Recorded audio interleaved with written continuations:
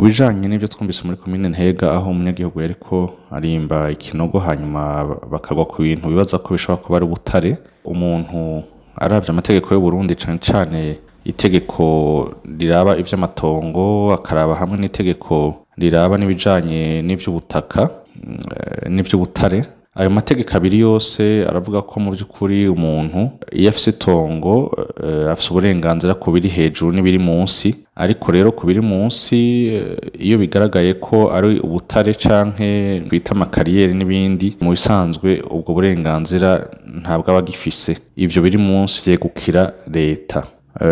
Hanyuma tugarutse kuri ivyo vyabaye i Ntega, nta kuntu umuntu womukura mw'itongo ryiwe hanyuma ngo bace bamwangaza gutyo,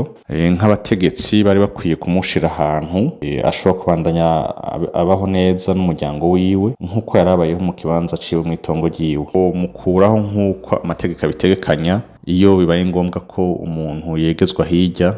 ku nyungu za benshi, ico bita expropriation pour cause d'utilité publique. Aho hantu haciye hashigwa urwaruka rw'imbonerakure kugira ngo abe arirwo ruhacunga. Ivyo rero nibaza ko ababigarutseko kenshi, amaraporo menshi y'amashirahamwe mpuzamakungu n'abandi basaba ko iryo koreshwa ry'urwaruka mu bikorwa nk'ivyo